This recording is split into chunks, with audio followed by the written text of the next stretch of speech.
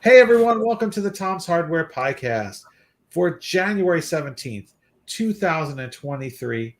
I'm Tom's Hardware Editor-in-Chief, Avram Pelch. I am joined by Associate Editor Les Pounder, Raspberry Pi expert Ash Hill, and our very special guest, friend of the show, Kevin McAleer, who's got some amazing new stuff to show us. How are you doing, Kevin? It's been a while, and I know you've been working on some great things. Yeah, I was checking the show I was on last time. I think it was the 3rd of May, and I've got a list of all the things I've done since the 3rd of May, and it's quite a lot. So I've cherry picked a few interesting things today. Do we go through some of those now? Yeah, what's your latest? I mean, right.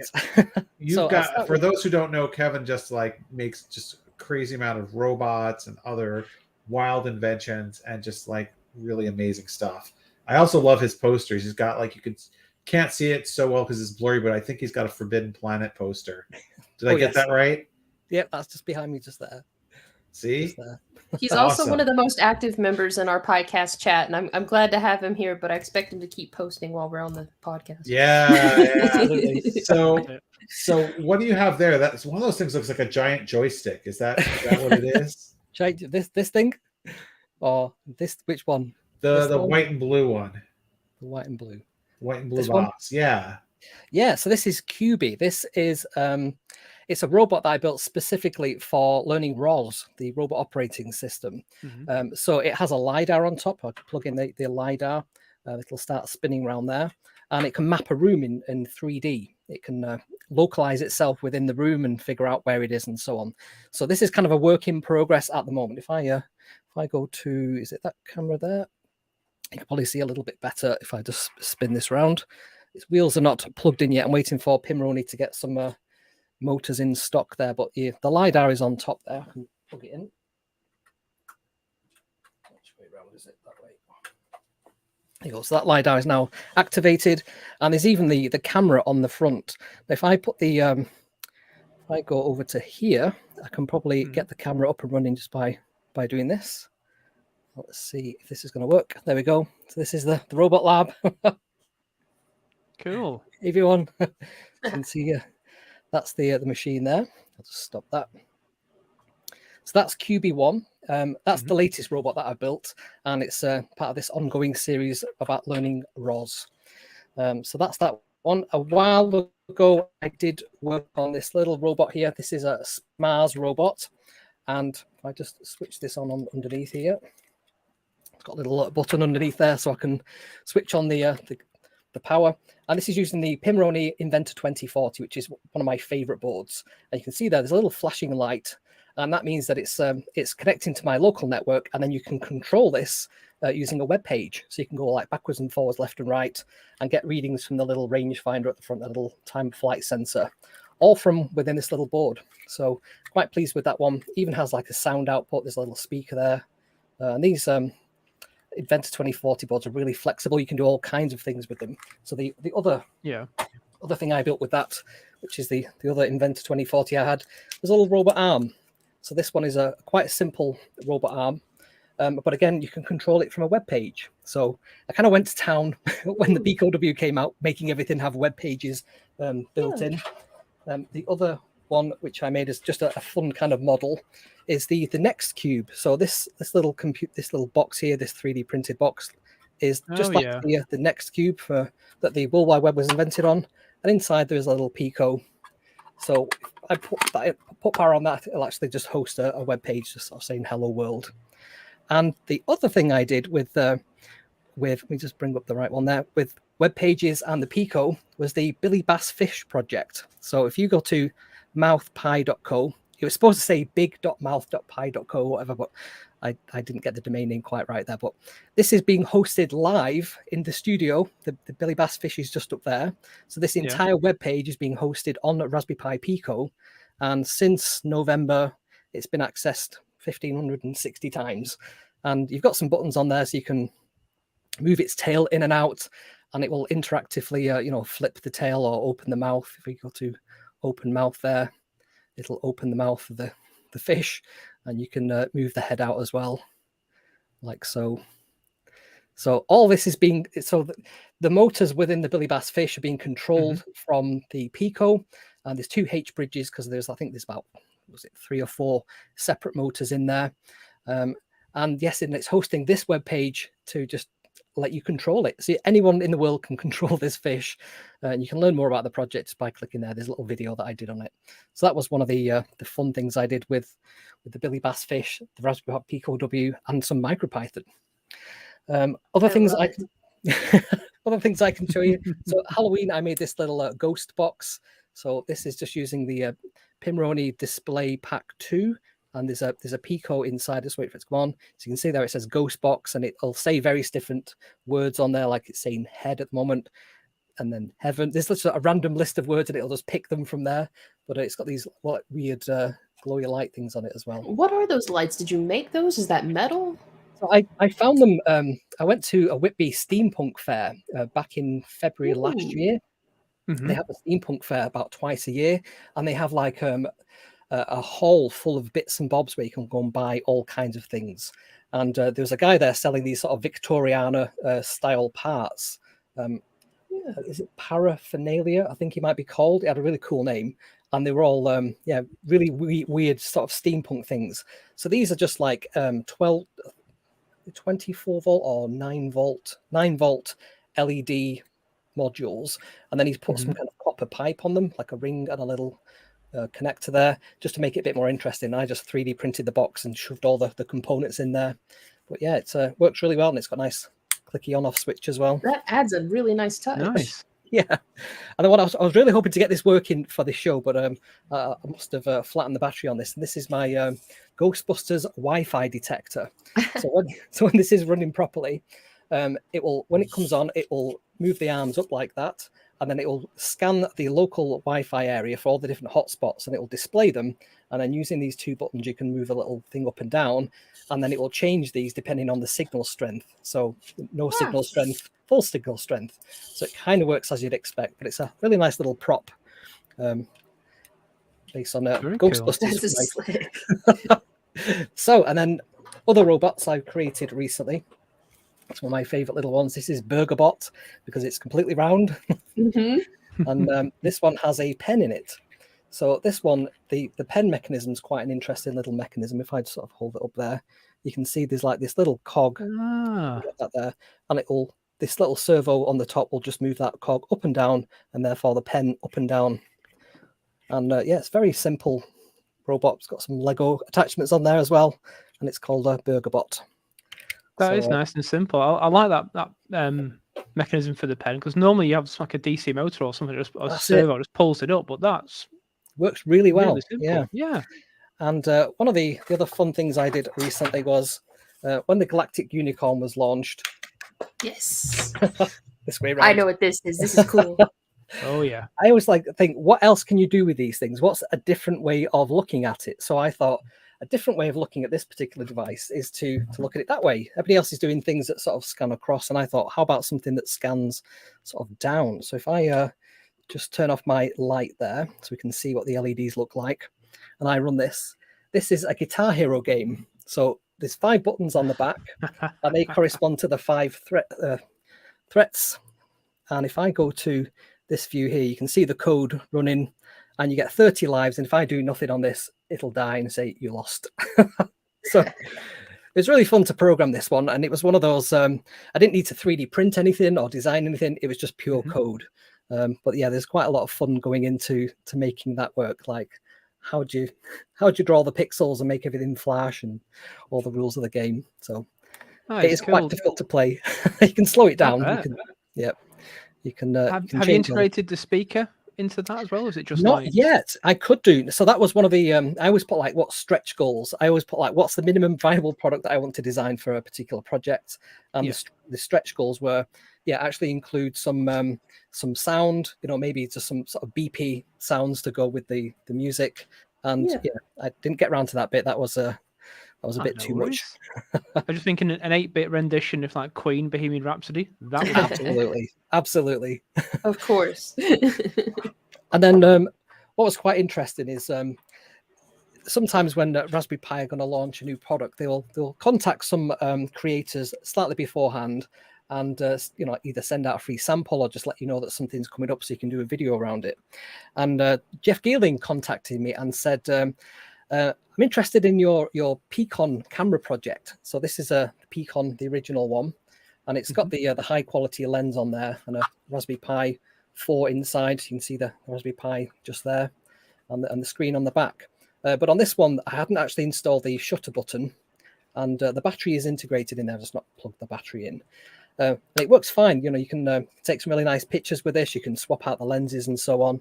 And this was actually the third iteration. I did 2 other prints to get this one right. Wow. So there they all are. But they've all got different sensors on there. So that's just like the camera module 2. This one is an Agicam time of flight, but I think it's a time of flight camera. So it has an array of time of flight sensors. You can do like depth stuff, but not really visual stuff. Not actually been able to get that working yet. I've been working with Agicam to try and figure out what's going on there. But yeah, the actual case designs, Jeff was interested in that. So I sent him the original files. And then I was contacted by Raspberry Pi saying, we've got these new the new camera modules coming out. And I thought, that's why Jeff has contacted me about this. And I just gave away my best project. Oh, no. I'm sure he doesn't mind at all. So that was me. What he's done next with the camera is fantastic. Putting the new module on, redesigning the attachments for that, and also putting a great big shutter button on there as well. So yeah, really pleased with how he's taken that. That's what Oz makers do, isn't it? Somebody will make something, somebody else will take that and enhance it, somebody else will take that and enhance it again. So it's like a chain of people constantly improving things.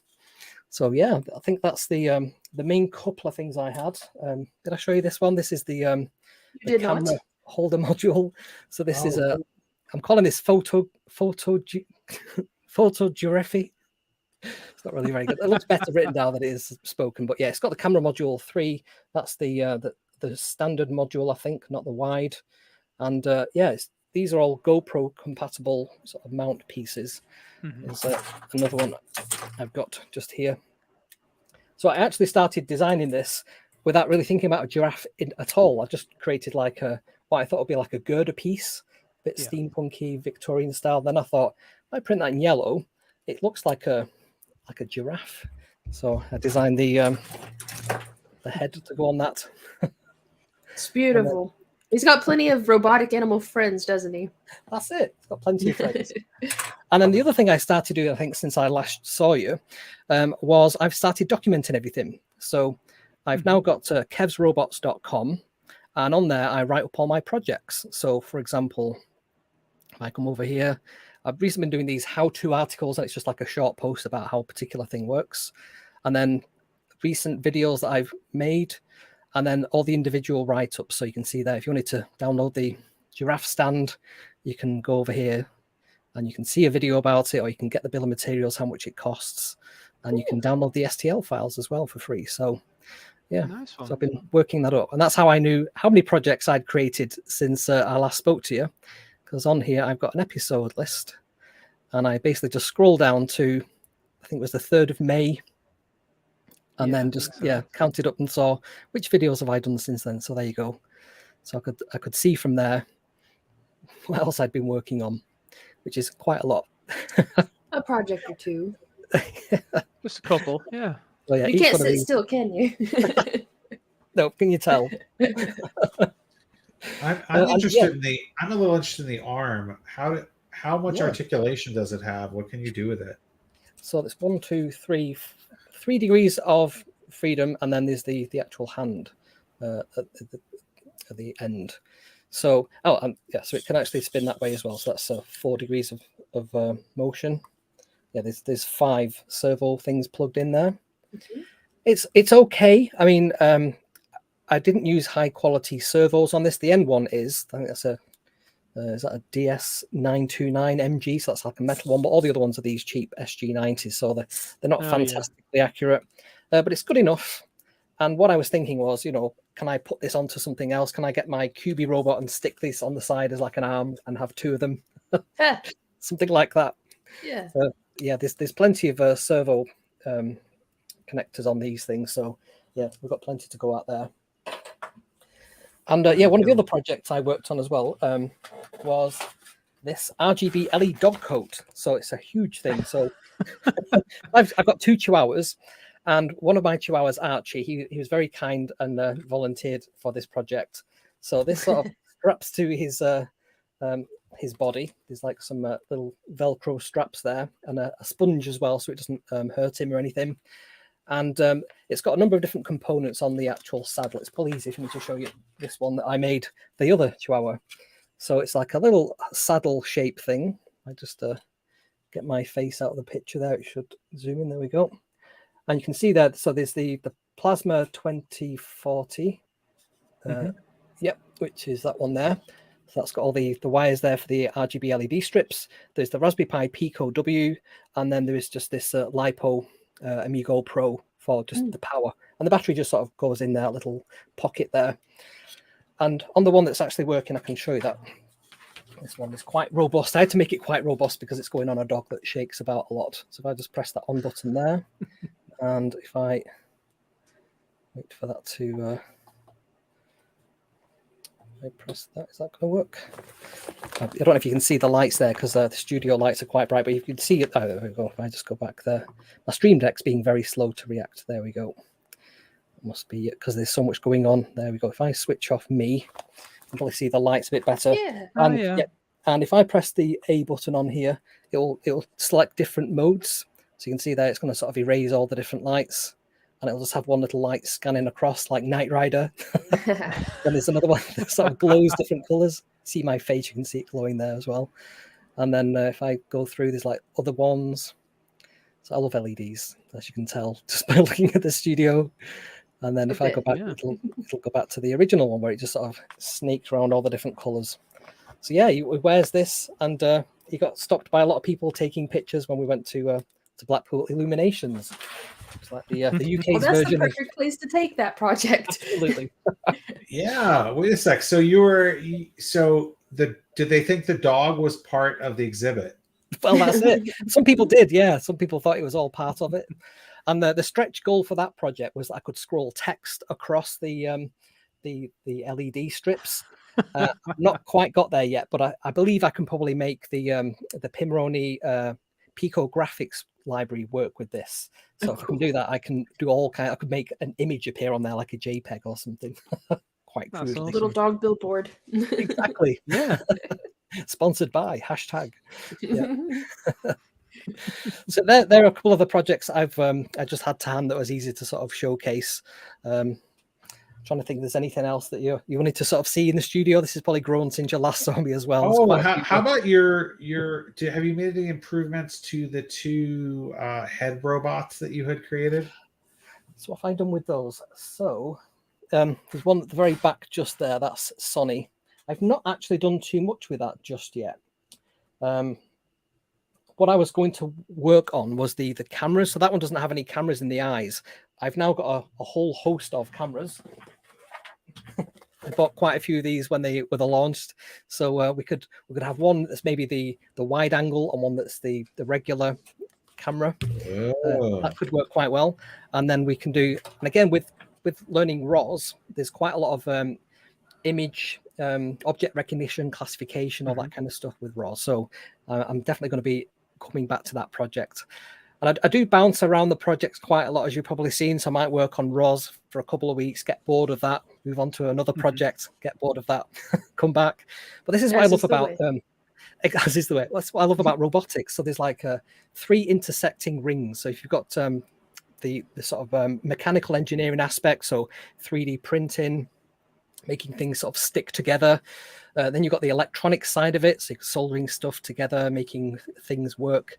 And then you've got the programming side. So the very center of that is robotics. All those 3 things have to come together to make robots work. And, you know, my electronic skills maybe not as good as my programming skills. My 3D skills are far better than my electronic skills. So I'll move around each of the 3 different areas, depending what my mood is like.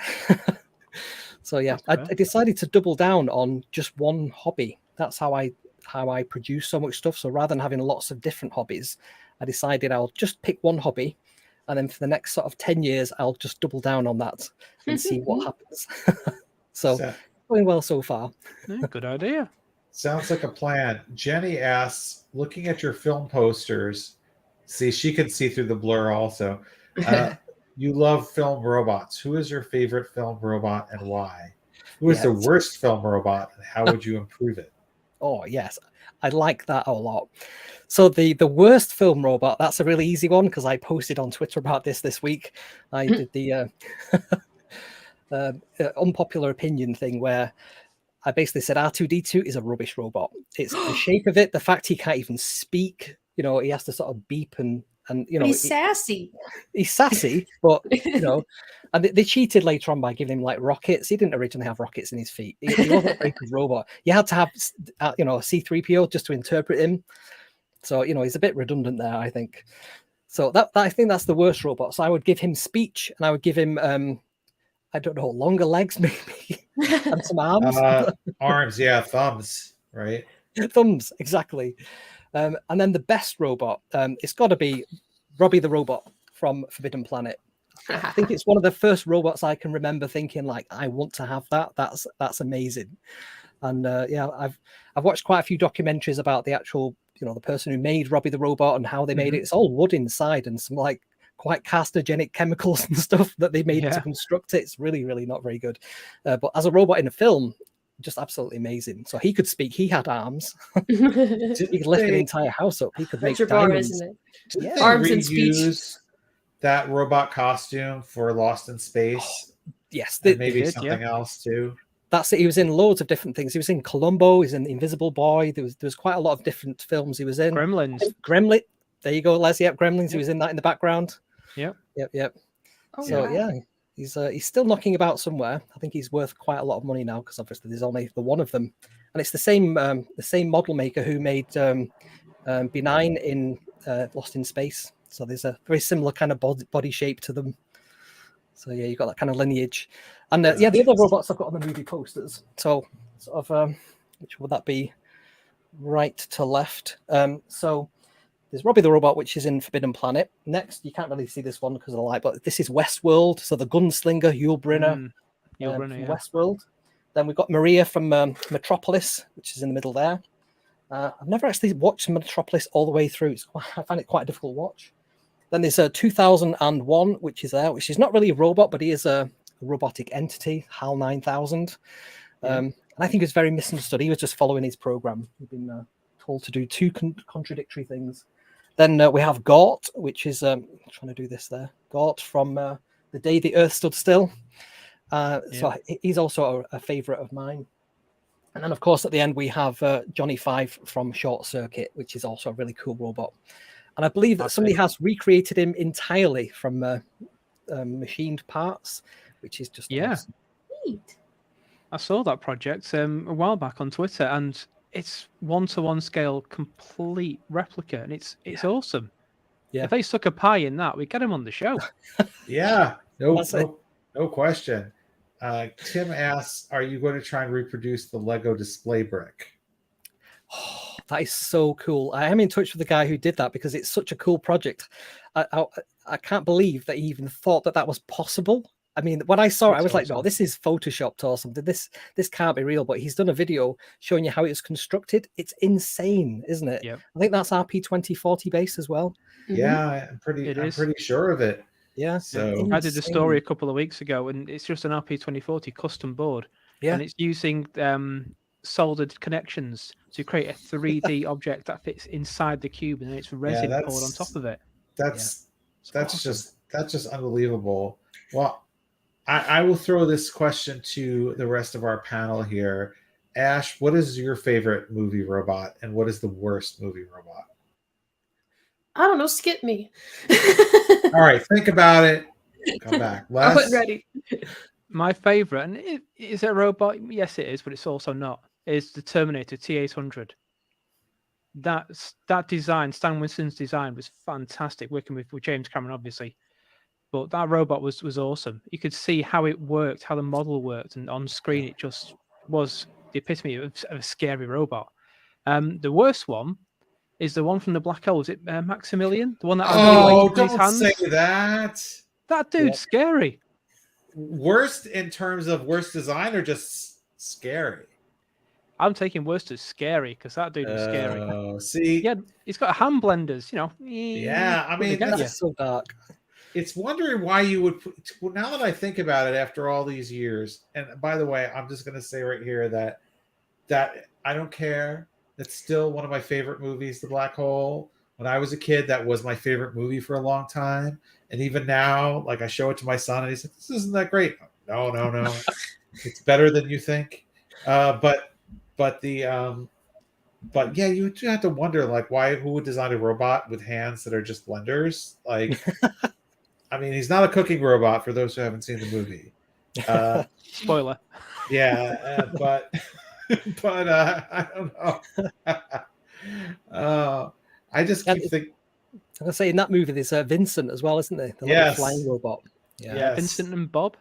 Yes, and then of course there's the Century robots too. They had a lot of robots in that movie. Yeah.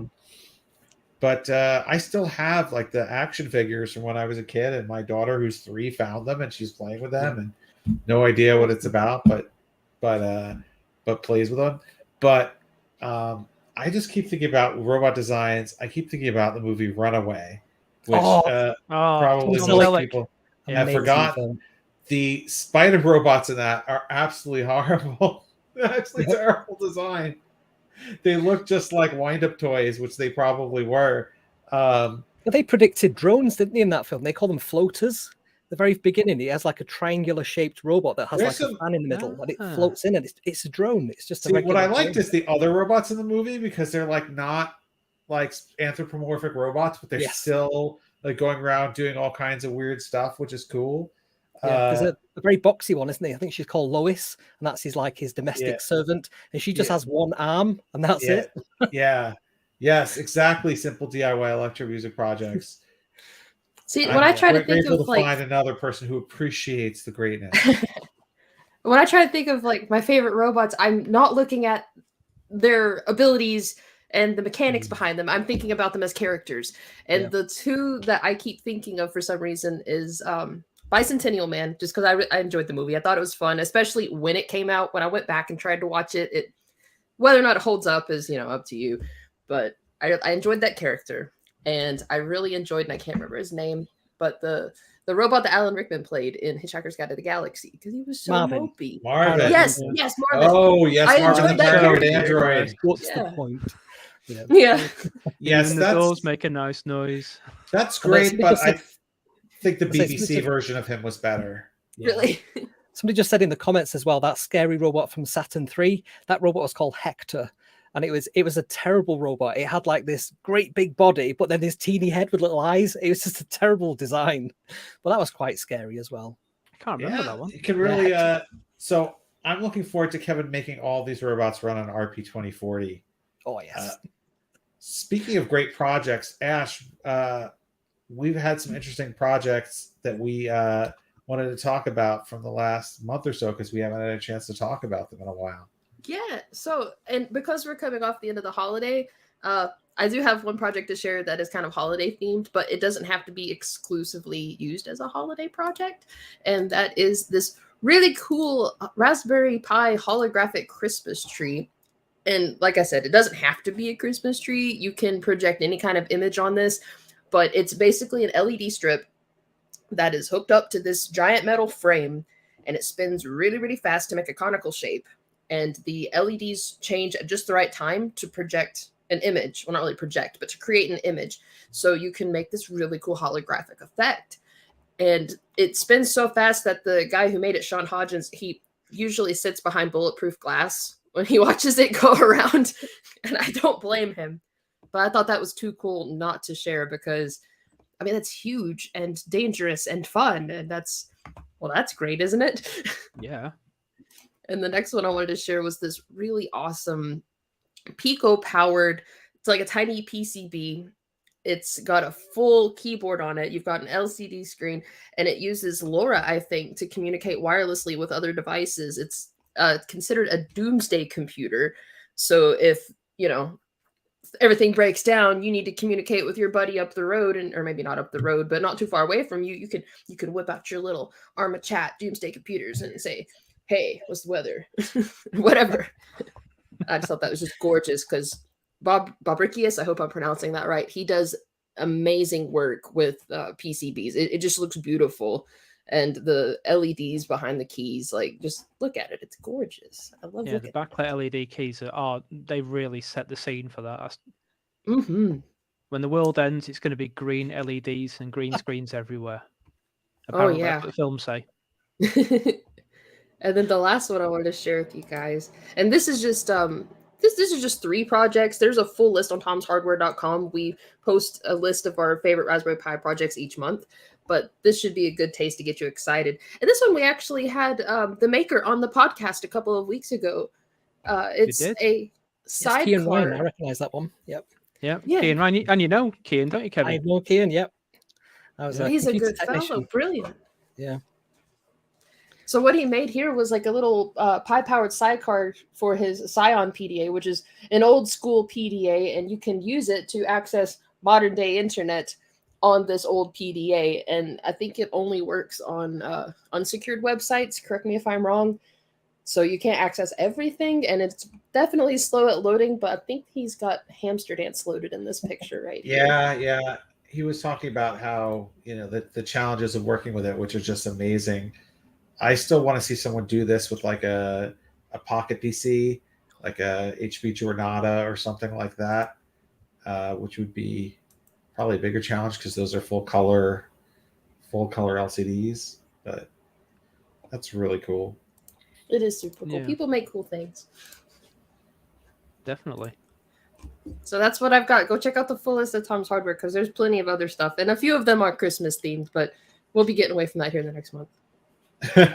You got to prep early. If you're going to have a holiday project, get started now so it's ready by the time the holiday rolls around. Start Easter, yes. Yeah.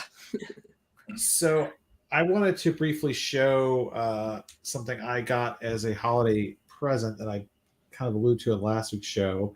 This is the Pimoroni Inky frame 5.7 inch. There is a 4 inch as well. You can kind of try to wear it around your neck, although it didn't come with a lanyard, and I have a feeling it might be a little big. I think the 4 inch might be better for that. It's not really made for that. I think it's really made to be stood up on a desk because it comes with these stands. And you can see the back has some nice artwork on it, and it's all controlled by, it's a 5.7 inch 7-color e-ink display, all controlled by a built-in Pico W. And there's a micro SD card slot here for storing more stuff. So it's got Wi-Fi, and it has a MicroPython library.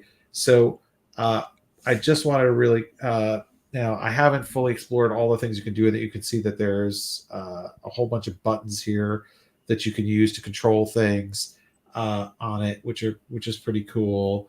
There's even, I think there's, you can, I think this is there's a battery slot, and there's quick connectors on here. So quick connectors on here, so you can actually plug some things in. What's kind of cool though is actually making it show a picture.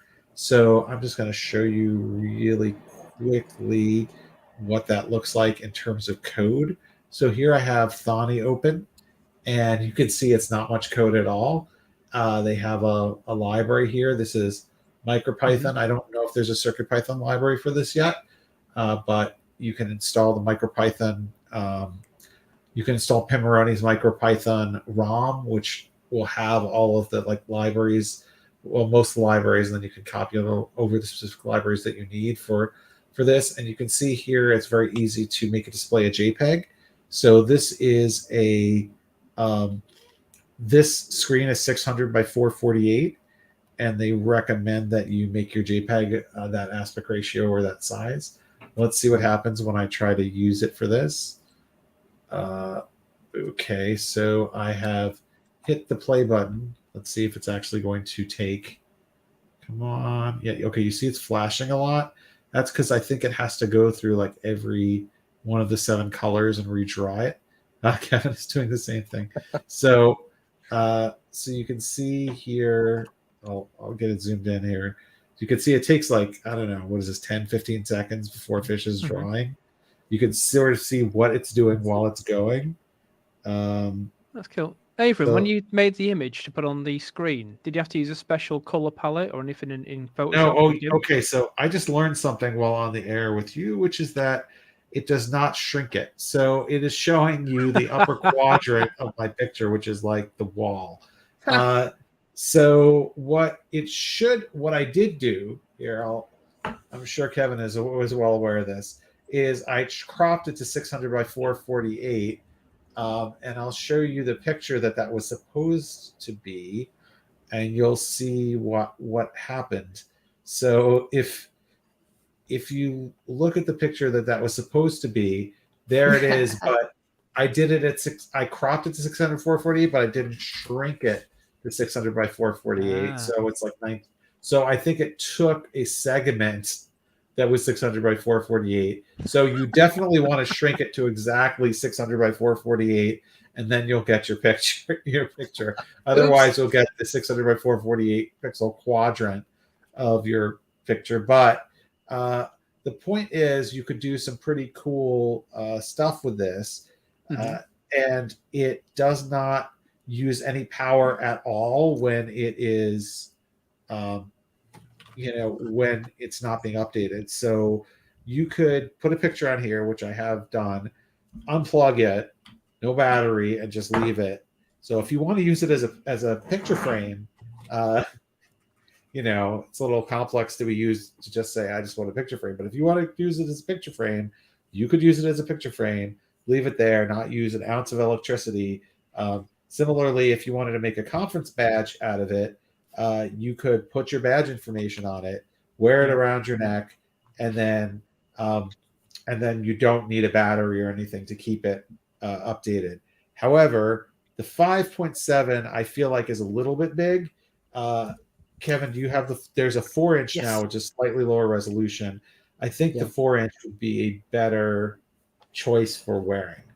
And the 4-inch version has almost the same number of pixels as the large one, just squished down. And the battery management on these is insane. So this one, I think I've had these batteries plugged in for about a month, and it's still working. So it's doing an update there because it only has to draw power to do the update, and then it will go off. It's really, really clever. What are you using for the battery? I'm using the Pimoroni gallium batteries. So they come with the JST-PH connector on there, so you can see it says gallium. That's pretty thin too, isn't it? I've not seen those. And the hard case as well, so they're really robust. I use them in all the robots projects because they're really robust. And this little Velcro pad that comes with it, so you can stick the battery to it and just leave it. And you can have the little legs. I've actually designed some stands for these that they go into, so they just go at sort of a slight angle. That one's finished updating now. This is the word clock, which is one of the demos. It's about 7:30. It's about 7:30. So, and that one's just it's just updated now for the latest news on there. So it's very cool. It's really cool. I really enjoy the e-ink because it's so low power. Unfortunately, if you live outside the UK, you probably can't get the battery. You have to get a different battery. Yeah. So not going to ship it internationally. But I'm curious about Les's question though. Like, do you have to adjust the colors for it, or does it automatically? No. See, that's a nice improvement because I think it was Inky Fat or Inky Watts for the big Raspberry Pis. You had to install a separate color palette, which reduced the colors down to, I think it was 3 in that case. Yeah. And if you didn't use that specific color palette, your image was just, a mess. No, I saved this it tells you to save it as a JPEG. It just tells you not to save it as progressive. So turn off progressive on your JPEG. That is cool. So Phil from Pimoroni, he did a fantastic job on the Pico graphics library with G, and they've got all kinds of dithering. You can select what kind of palette to use. I think there's about 3 or 4 different types of rendering it will do, but it does all that for you, so you don't have to worry about it. Nice. And it's surprising how vibrant the colors look, given that it's not backlit, that it's not active. Really it would be kind of neat if there was a backlight option or something on it, so you could make it light up at a time. But one thing that's really nice about these is also they're great in sunlight. So if you've got sun shining through the window, or you're wearing it outside, or I don't know, if you turned this into a tablet or something and you were trying to read stuff on it, which maybe 5.7 might be a little small for. But anyway, the that would be kind of cool. Anyway, even though it's really slow to update, I love the concept of color e-ink. It's just really neat. So very cool. Les, is there anything really neat you've been working on lately? Well, I got something in the post yesterday that's pretty cool. I'm going to just switch over to the browser so you can see what I'm looking at. And there we go. Let's get the right page on. So this is from Electreaks. And why is it not showing that page? It keeps going to the wrong one. Oh, well, we'll work it out. So this is an add-on board for a Pico. So really, you put the Pico where it says the Wukong there, the zebra print that's on the left there. You put your Pico on there, and it has all these breakouts for all the connections. So you've got just to the right-hand side, you've got these yellow, red, and black connections. So that's signal, voltage, and ground. So you have connections to data pins, or GPIO pins. We've got connections to voltage, so that's 3 volts. We've got connections to ground. But the most important thing here is, if you look, you've got M1, M2, M3, and M4 motor connections. So this little board has 18650 battery, not included. You've got to supply your own. But you can build tiny little robots. Oh, and it's got NeoPixel, so Kev will be really happy about this. And it came in the post yesterday, and I've got it on the desk right now. So there it is. And I didn't know this from the information that was sent to me, but if I just turn it over, it's Lego compatible. Ooh. So I dug in the box of Lego that I've got, and I made something this afternoon. So this is a simple robot. Now, there's a few teething issues I'm working with Electreaks on. It has a brownout every so often where it just resets itself because of power. I'm not sure if it's these motors pulling too much current or it's just my bad programming, but we'll soon find out. So I'm going to plug it in. This is programmed just to go left and right on a little spin. He says, with hope. Hey. Yeah, it's browned Kevin out likes again. it There when we go. robot moves. He's supposed to go left. There you go. He's a bit like my old dog. Doesn't do what he's told. There you go. It's crashed again. Oh. I'm not sure. I'm working out if there's an issue with the software or the hardware for that one. It'll be I can't hardware, work that. out. I can't see the motor controllers. I can get the code off them, but I can't find a data sheet for them at all. So there's the two what look like H bridges, motor controllers, but I can't work out which ones they are. They're not DRV8833. They're not all the usual suspects. So I don't know. But I'm going to do a full review on this. It looks really cool, and it was really easy to build as well. If you get a Pico W on top of this, you've got a Wi-Fi controlled robot. So $10 for the board is not a bad deal. Just need to work out a few kinks for the software. But other things that arrived as well, not coming for review. So our friends at Cytron sent me this, the Maker Pi Pico Mini. Now you look at it and go, there's nothing about that really, is it? It's just a purple board. Well, it's got speaker, it's got quick connections, so STEMMA QT. It's got NeoPixel, and it's got a Pico W soldered to the back. Hey. Ready to go out of the box. That's it. That's fantastic. So it's surface mount soldered. You can get them without a Pico W attached, but I think it was £9 for it. So it's not a lot of money for getting all this, all this board. And in the past, Cytron stuff has been really good, especially for beginners. Been very beginner focused. So I'm gonna have a good play with this, and I'll let you know all about it. How would you mount it? I don't see any mounting screws. The Cytron board. Cytron, that one, there's no mounting holes whatsoever. This is all just like a playground, a smaller version of the original board that they sent with all the LEDs and buzzers and that sort of thing. This is just meant to be put in something and just stuck in place. So there's nothing to secure it down. I mean, on a normal Pico, you can see just there, we've got mounting holes. Obviously, they're covered by that board. So you have to work out some sort of slide in a 3D print where this sort of just fits into place. Yep. But still really cool. Lots of great stuff. I mean, this is why this is what's happening with the 10 million RP2040 boards that RP2040 chips that have been up and it's produced, it allows this amount of stuff where you have a robot crate or you have a e-ink frame and you have all this stuff. And no problems with shortages. So lads, I think I know what that is, because when Pimoroni were working on their Motor 2040, which I've got one of plugged into this robot here, you'll see it's got a great big capacitor on there. The first prototype with that thing there, that silver thing, when this first came out, it didn't have one of those on it, and we had some problems with brownouts. And when I look on this, I cannot see a great big capacitor on there, so it's probably to do with that. It's to do with the motors. They keep the charge. When they stop, all that charge has to go somewhere, and it goes back into the circuitry. And you'll see the little 3.3 volt regulator spikes on the oscilloscope. So they're probably just missing off a great big capacitor just after the. Likely. I have got a version 1 of the Motor 2040 as well, which has the no capacitor. Yeah, that's the one. That's it. Well, I mean, we could put a capacitor then in line. We could just put some resistors on the motor terminals, to be fair. Yeah. That might do it. Give that a try. That's a hack. Let's have a go. That's an interesting hack. It's an interesting idea. Well, we've got lots of great, interesting ideas here. I want to thank Kevin for sharing so many of his today. And thanks to all of you for watching and listening.